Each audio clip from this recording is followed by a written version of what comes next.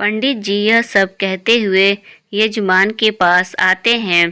तभी यजमान कहते हैं, क्या कर रहे हैं?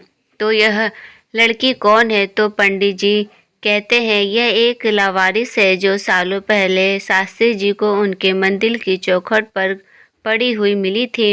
यह लड़की शास्त्री जी की बेटी जैसी तो हो सकती है, मगर पंडित बृजमोहन शास्त्री जी की असली बेटी नहीं है। यह सब बातें सुन राधा को बहुत दुख हो रहा था। उसकी आंखों से आंसू निकलने लगते हैं। तभी वहां पर खड़े व्यक्ति बोलते हैं, यह आप क्या कह रहे हैं महाराज? राधा तो पंडित बृजमोहन शास्त्री जी के घर में पली है। वे लोग अपनी दोनों बेटियों में कोई फर्क नहीं समझते। तो पंडित जी कहते हैं, घर में तो हम जानवर भी पालते हैं। इसका मतलब यह नहीं है कि वह हमारे परिवार के सदस्य बन जाते हैं। पता नहीं किसका गंदा खून दौड़ रहा है इसके रंगों में। इस अनाथ लड़की को पंडित बृजमोहन शास्त्री जी अपने गले लगाना चाहे तो उनकी मर्जी, लेकिन प्रसाद की थाली उनके हाथों में देना ठाकुर जी का अनादर होगा। हम इस घोर पाप को होते हुए नहीं देख सकते। यह सब बात सुन राधा और भी टूटी जा रही थी। तभी यजमान कहते हैं, अरे बेटा, हमने कितने आदर पूर्वक पंडित बृजमोहन शास्त्री जी को हमारे यहाँ पूजा में आमंत्रित किया था और उन्होंने मेरे साथ यह छल किया। फिर से पंडित जी कहते हैं, इनसे धोखाधड़ी के जिम्मेवार पंडित बृजमोहन शास्त्री हैं। यह आपकी नहीं, सारे ब्रिजवासियों का अपमान है। यह सारी बात सुनकर राधा रोते हुए वहां से दौड़कर भागते हुए घर चली जाती है। इस धोखाधड़ी का जवाब पंडित बृजमोहन शास्त्री को आज ही देना होगा। चलिए मेरे साथ। तब सभी भक्त शास्त्री जी के पास जाने लगते हैं। उधर सरिता पूरक से मिली और फिल्म में काम करने के लिए ऑडिशन की बात करती है। पूरक सरिता से कहता है, कितनी देर कर दी तूने? तो सरिता बात को बीच में ही काटते हुए कहती है, ओहो पूरक, तुम जानते भी हो कि कितनी मुश्किलों का सामना करने के बाद मैं आज यहाँ पर आई हूँ। मैं समझाती हूँ, लेकिन जो लोग ऑडिशन ले रहे हैं वे लोग नहीं समझते। अगर वे लोग यहाँ से निकल गए ना तो दोबारा पूरे इंडिया में वर्ल्ड फेमस होने का चांस एकदम खत्म। नहीं तो अब हम क्या कर रहे हैं? चलो ना। इधर पंडित जी को यजमान कुछ ब्रिजवासियों को लेकर बृजमोहन शास्त्री के द्वार पर शास्त्री जी का इंतजार कर रहे होते हैं। तभी पंडित बृजमोहन शास्त्री जी देवकी के साथ कहीं से आते हैं तो देखते हैं कि पंडित जी और यजमान उसके दरवाजे पर खड़े हैं। तो शास्त्री जी हाथ जोड़कर मुस्कुराते हुए कहते हैं, क्या बात है यजमान, सब कुछ कुशल मंगल तो है? तभी पंडित जी कहते हैं, जी नहीं, जब धर्म के कार्यों में अधर्म की बातें होने लगे तो कुशल मंगल कैसे हो सकता है? यह सुन शास्त्री जी आश्चर्यचकित होते हैं। तभी यजमान कहते हैं, माफ कीजिए शास्त्री जी, हमें आपसे कुछ बातें करनी है। तो शास्त्री जी उन सबको घर के अंदर ले जाने की कोशिश करते हैं। तो पंडित जी कहते हैं, जी नहीं, हमें कुछ कहना है, हम यही कहेंगे आपके घर की चौखट के बाहर। यह सब सुन शास्त्री जी कहते हैं, जैसी आपकी आज्ञा, और देवकी जी को अंदर भेज देते हैं। देवकी जी अंदर राधा को पुकारती हैं तो पास जाकर कहती हैं, राधा यह सब क्या है? बेटा, क्या तुम बता सकती हो पंडित गंगाधर और यह सारे ब्रिजवासी यहाँ क्यों आए हैं? बोला राधा, वह कीर्तन में कुछ हुआ था क्या? और सरिता कहाँ है? सरिता उधर फिल्मों में काम के लिए ऑडिशन दे रही थी। वहाँ पर सरिता कुछ अलग अलग स्टाइल में पिक्चर क्लिक कर रही होती है। इधर तब तक देवकी जी के साथ अम्मा भी वहाँ जा पहुँचती हैं। बहू, यह बाहर क्या तमाशा लगा रहा है? मुझे बताएगा कोई? जरूर इस करमजली की कोई न कोई करतूत होगी। गंदा खून अपना रंग दिखाए बिना रह नहीं सकता। तभी देवकी जी कहती है, अम्मा जी, आप क्यों हमेशा बेचारी राधा को कोसती रहती हैं? और भी फूटे करम, अब इस करमजली के चलते मुझको भी खरी खोटी सुननी पड़ेगी। उठा लो ठाकुर जी, उठा लो। तभी शास्त्री जी उन सब की शिकायत सुनकर अंदर आते हैं और राधा को गुस्से से आवाज लगाते हैं, राधा राधा बाहर आओ। राधा की आंख से आंसू रुकने का नाम नहीं ले रहे थे और काफी डर भी लग रहा था राधा को, क्योंकि सबने उसे अच्छी खासी सुनाई थी। राधा बाहर आते ही सासी जी के सामने साथ में देवकी जी और अम्मा जी बाहर आते हैं। सासी जी, यह मैं क्या सुन रही हूँ? राधा तभी अम्मा कहती है, क्या गुल खिला के आई है? यह चौखट की धूल मनिहार, यहाँ के कीर्तन में सरिता की जगह तुम गई थी, मुझे तुमसे यह उम्मीद नहीं थी। सासी जी के मुंह से यह बात सुन अम्मा कहती हैं, हे फूटे करम, चेहरे पर लाली और दिल की काली, कितनी दफ़ा समझाया था कि सर पर मत चढ़ाओ इस करम जली को, एक दिन पूरी बिरादनी में नाक कटवाएगी। तभी सासी जी कहते हैं, मैंने सरिता को आदेश दिया था जाने का, फिर तुम क्यों नहीं, तुमसे ऐसा क्यों किया? तभी देवकी जी कहती है कि वह ना जाने जी, राधा को भजन कीर्तन का बहुत शौक है ना जी, शायद इसलिए शौक के लिए यजमाओं को नाराज नहीं कर सकते हैं। हम धर्म के रखवाले हैं, हम धर्म का कोई भी नियम नहीं तोड़ सकते हैं। राधा ने जो कुछ भी किया है वह गलत है। यह कहकर शास्त्री जी वहां से जाते हुए अपने परिवार से कहते हैं, अब मंदिर समिति के सामने मामला रखा जाएगा, कल शाम को मुझे भी बुलाया है निर्णय सुनाने को। तभी देवकी जी कहती हैं कि मगर आपको क्यों जी? तो सासी जी कहते हैं, जब मेरी ही बेटी मेरी ही आज्ञा का पालन न करे तो दोष किसका हुआ? मेरा ही ना देवकी जी। तभी सरिता ऑडिशन कंप्लीट करके चुपके से छुपाते अंधेरे में अपने घर में आती है। वही सब उसका इंतजार कर रहे होते हैं। तभी देवकी जी घर की लाइट ऑन कर देती हैं और सरिता देखी है। तभी गुस्से में उसका इंतजार करते हैं तो सरिता डर जाती है। तभी शास्त्री जी सरिता के पास आकर पूछते हैं, कहाँ गई थी? तो सरिता डर के मारे कहती है कि वह क्या है ना बाबूजी, मैं तो कीर्तन में जाने के लिए ही तैयार हुई थी कि तभी राधा मेरे पास आ गई और कहने लगी कि उसे कीर्तन में जाने का बहुत मन है। अब आपको तो पता है ना बाबूजी, राधा को भजन कीर्तन में जाना कितना अच्छा लगता है, तो मैंने भी कह दिया कि ठीक है, मेरी जगह तू ही चली जाना। और मैं घर में बहुत बोर हो रही थी तो मैंने अपनी सहेलियों से मिलने चली गई।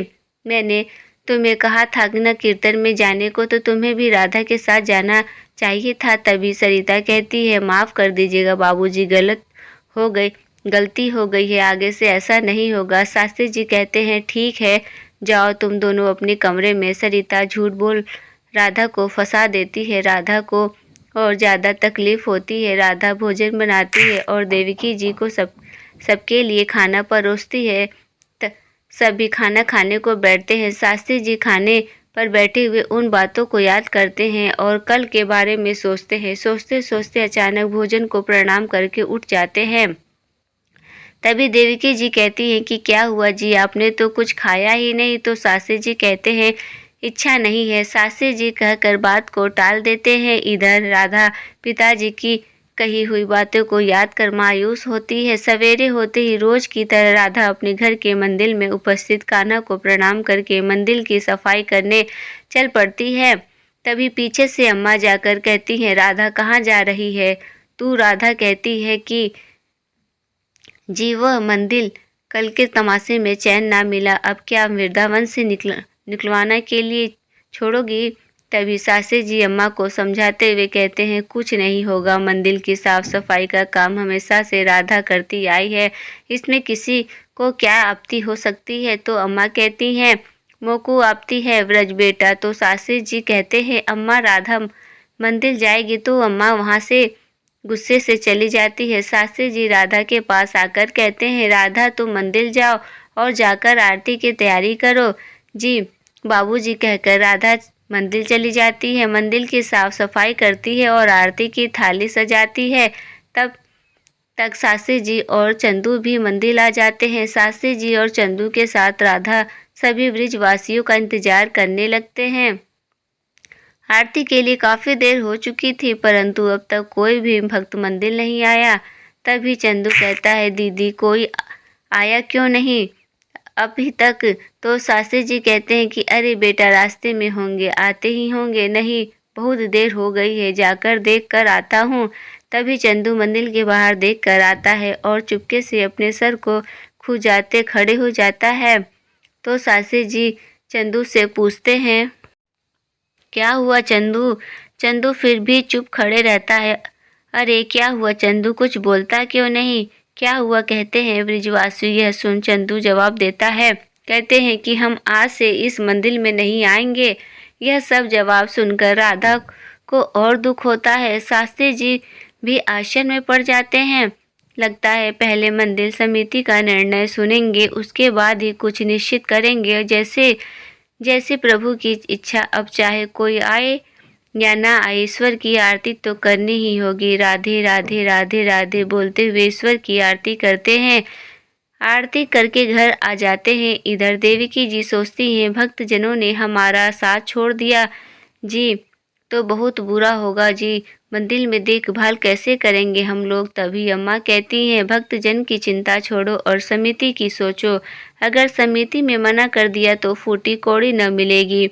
मंदिर को भक्तजन थूकने को भी ना मुड़ेंगे। इधर हम तीनों जन की घंटी बजाए बैठेंगी मंदिर में। तभी शास्त्री जी अम्मा जी को कहते हैं, अम्मा जी समिति क्या कहेगी यह सब नहीं जानते हैं, मैं तो बस इतना जानता हूँ कि आज तक ठाकुर जी के सहारे जीते आए हैं और आगे भी उनके ही सहारे जिएंगे। उनका निर्णय कोई भी समिति बदल नहीं सकती। अम्मा ये सब सुन राधा कुछ सोचती हैं और मंदिर जाकर अपने कान्हा से कहती हैं, कान्हा आज तुम कहाँ हो? कान्हा मन ही आंखों में आंसू भर आते हैं और बाबूजी भी बहुत कष्ट में, दादी भी परेशान है। कान्हा गलती मुझसे हुई है तो इन सब की सजा उन्हें क्यों मिल रही है? मैं उनको कष्ट में नहीं देख सकती। कान्हा जी उनकी मदद करो, मेरे परिवार को इस संकट से बचाओ। कान्हा जी मैं वचन देती हूँ कान्हा, मैं अपने परिवार को इस संकट से बाहर निकालने के लिए मैं निर्जल व्रत गोवर्धन की परिक्रमा करूँगी और तब तुम्हें मेरी बात माननी होगी। कान्हा मेरी बात मानोगे ना? यह सब कहकर कान्हा से राधा गोवर्धन की परिक्रमा के लिए चली जाती है। मंदिर में कान्हा से बात करते हुए राधा को चंदू भी देख लेता है। इधर मंदिर समिति की बैठक हुई, उसमें समिति शास्त्री जी से कहते हैं, पंडित बृजमोहन शास्त्री जी, कल मंदिर में जो घटना घटी है वह बहुत ही शर्मनाक और गंभीर है। इधर राधा गोवर्धन की परिक्रमा कर रही होती है। राधा जैसे लड़की को अपने घर में रखा, इससे किसी कोई भी आपत्ति नहीं है, लेकिन धार्मिक कार्यों में उसकी उपस्थिति और पवित्र प्रसाद को छूने की अनुमति की आज्ञा भक्तजन जैसे कैसे दे सकते हैं? राधा ब्राह्मण कन्या है, नहीं इस बात को आप नकार सकते हैं। आपके परिवार में रहने भर से उसकी गिनती ब्राह्मण जान में नहीं की जा सकती है। इधर राधा समिति की निर्णय को सोचकर अपनी परिक्रमा पूरी कर रही थी। परिक्रमा पूरी करते करते राधा थक कर बैठ जाती है। तभी वहाँ पर राधा की भक्ति देखकर कान्हा प्रकट होते हैं और राधा से कहते हैं, राधा राधा इतनी जल्दी थक गई हो, बहुत कठिन है डगर इस पथ की, उठो राधा और जाओ। आओ। राधा कान्हा को देख बहुत खुश होती है और उठकर कान्हा के हाथ पकड़ने के लिए आगे बढ़ती है। जैसे ही राधा कान्हा के पास पहुंचती है, कान्हा वहां से गायब होकर कुछ दूर से प्रकट होकर कहने लगते हैं, आओ राधा आओ राधा। फिर राधा जाने लगती है। इस प्रकार कान्हा राधा की मदद करते हैं और राधा की परिक्रमा पूरी कर देते हैं। इधर समिति बहुत सोच विचार कर निर्णय सुना देती है और शास्त्री जी खुशी से अपने घर चले जाते हैं। घर पहुंचते ही देवकी जी पूछती हैं, क्या हुआ जी? समिति ने अपना निर्णय सुना दिया? तो शास्त्री जी कहते हैं कि हाँ। फिर समिति के द्वारा ली गए निर्णय देवकी जी को सुनते ही आपका मंदिर को मिलने वाला समर्थन जारी रखा जाएगा और समिति की ओर से जो खर्चा मिलता है वह बंद नहीं किया जाएगा। पंडित बृजमोहन शास्त्री जी बड़ी लगन और श्रद्धा से वर्षों से अपने इस मंदिर की सेवा की है, जिसे नकारना नहीं जा सकता। एक भूल तो भगवान भी क्षमा कर देते हैं, परंतु पंडित जी से हमारी विनती है कि आगे कभी इस प्रकार की भूल न हो। समिति मंदिर को अपना समर्थन जारी रखेगी। यह सुनकर देवकी जी और अम्मा दोनों बहुत ही खुश होते हैं और बोलते हैं, सच यह तो ठाकुर जी की कृपा है। तो शास्त्री जी खुश होकर बोलते हैं, मैं ना कहता था कि देवकी जी आस्था रखिए, आस्था ठाकुर जी है हमारी रक्षा के लिए और यह उन्हीं की सेवा का फल है। समिति का यह भी मानना है कि वर्षों की सेवा और श्रद्धा के सामने एक भूल क्षमा है। तभी अम्मा बोल रही पड़ी, अरे भूल कौन सी तेरी थी, यह उसे समझा दे जिसके कारण यह मुसीबत आई है। शास्त्री जी देवकी जी से पूछते हैं, यह राधा और सरिता कहाँ हैं? तो देवकी जी कहती हैं कि सरिता तो अपने कमरे में है, राधा बहुत देर से नहीं दिखी, घर पर ही नहीं है, शायद मंदिर गई होगी। यह सुन अम्मा कहती है, मंदिर में वह फिर से क्यों मुसीबत खड़ी न करने पर तुली हो। शास्त्री जी अम्मा को समझाते हुए, अरे अम्मा, कोई मुसीबत खड़ी नहीं होगी। राधा अच्छी तरह से जानती है कि उसे कहाँ जाना चाहिए और कहाँ नहीं। भक्तों को आज तक उससे कोई शिकायत नहीं मिली है। आप चिंता छोड़िए और यह प्रार्थना कीजिए कि मंदिर में अधिक से अधिक संख्या में भक्त जमा हो और यह मंदिर और अधिक पनपे पर। शास्त्री जी देवकी जी से कहते हैं कि राधा को ढूंढिए तो जरा। तो देवकी जी कहती हैं कि मैं सरिता को मंदिर भेजती हूँ। इधर सरिता अपने कमरे में एक्टिंग का रिहर्सल कर रही होती है। तभी उसकी माँ वहाँ पहुँचती है। सरिता बेटी, तभी सरिता माँ के साथ एक्टिंग शुरू कर देती है। माँ माँ, मुझे देवदास से बचा लीजिए, उसने शराब पी पी कर गली गली में मेरा नाम बदनाम कर दिया है। आप जाइए, उसे मेरे पास लेकर आइए। मैं आज ही चंद्रमुखी के साथ उसका विवाह करा दूंगी, जिससे वह मेरा पीछा छोड़ देगा। तभी उसकी माँ अपने हाथ जोड़कर बोलती है, हे ईश्वर, या तो यह लड़की खुद पागल हो जाएगी या यह मुझे पागल करके ही छोड़ेगी। संभल जा मेरी बच्ची, यह लक्षण ठीक नहीं है। अरे वहाँ हम लोग समिति के निर्णय को लेकर इतना परेशान हो रहे थे और तू यहाँ यह नाटक कर रही है। तुझे किसी बात की चिंता नहीं हो रही है। ठीक है बेटा, मैं तुमसे बहस नहीं कर सकती हूँ। तू जो जाकर बस राधा को ढूंढ ला, शायद मंदिर गई होगी। वह सरिता फिर से नाटक करने लगती है तो माँ गुस्से में कहती है, सरिता बस कर, बाद में कर लेना यह सब, अभी कपड़े बदल और जाकर राधा को ढूंढ। सरिता राधा को ढूंढते ढूंढते मंदिर के पास आ पहुंचती है तो उसे देखती है कि एक पेड़ के नीचे बैठकर गहरी सोच में डूबी हुई है। सरिता उनके पास आती है और कहती है कि राधा राधा, तू यहाँ बैठी है और वे वृंदावन का कोना कोना ढूंढ कर आ रही हूँ। आप हो कितने मंदिर है यहाँ पर, बेचारी भगवान भी कंफ्यूज हो जाएंगे कि किसकी पास जाए। वह तो चंदू ने मुझे बताया कि तू गोवर्धन की परिक्रमा कर रही थी। थैंक गॉड, वह तो भला हो चंदू का जो उसने मुझे मंदिर में मन्नत मांगते हुए सुन लिया था, वरना मैं तो रात भर वृंदावन की गलियों में भटक रही होती हूँ। तो राधा कहती है कि मैं तो घर ही आ रही थी। तभी बात को बीच में काटते हुए सरिता कहती है कि हालत देखी है तूने अपनी, अगर रास्ते में कुछ हो जाता तो कल सबको सफ़ेद कपड़े पहनकर रोना पड़ता है। और वैसे ही यह परिक्रमा का शौक कैसे लग गया तुझे, और अगर करनी ही हो तो किसी को बता देती ना, और अब तू यही बैठी रहेगी कि चलेगी भी? घर में माँ और बाबूजी तुम्हारे इंतजार कर रहे हैं, अब चलो जल्दी चलो। सरिता राधा को पकड़ ले जाने की लगती है। अरे मैं तो इस धर्म के चक्कर में कभी नहीं पड़ती, क्योंकि मुझे इतना जल्दी मरना नहीं है। चलो इधर। शास्त्री जी कहते हैं, इतनी देर कहाँ लग रही है? तभी सरिता और राधा दोनों को आते हुए देख सब उनके पास आते हैं और देवकी जी कहती हैं कि सरिता कहाँ थी तुम दोनों इतनी देर तक? शास्त्री जी कहते हैं कि क्या हाल बना रखा है बेटा? तभी सरिता कहती है, गोवर्धन की परिक्रमा लगाकर आ रही है मैडम, वह भी निर्जल व्रत रखकर।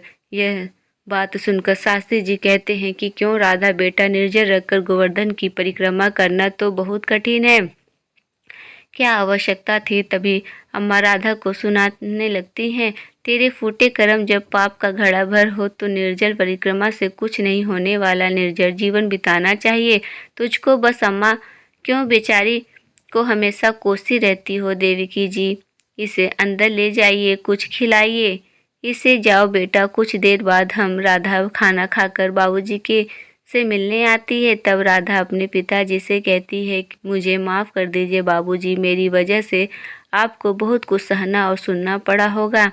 पिताजी बड़े प्रेम भाव से कहते हैं, बेटा मुझे दुख से अधिक निराश हुई, तुमसे ऐसा भूल की उम्मीद बिल्कुल नहीं थी बेटा। ना ना बेटा, दिल छोटा नहीं करते। मैं नाराज नहीं हूँ, समझ रहा हूँ तुझे कि तेरी क्या छवि है मेरे दिल में तेरी जगह अलग है बेटा।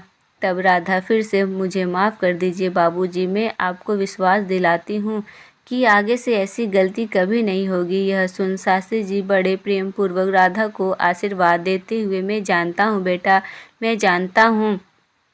यह बोल शास्त्री जी जाने लगते हैं। तभी राधा बोल पड़ती है, बाबूजी आज सभा में क्या निर्णय हुआ?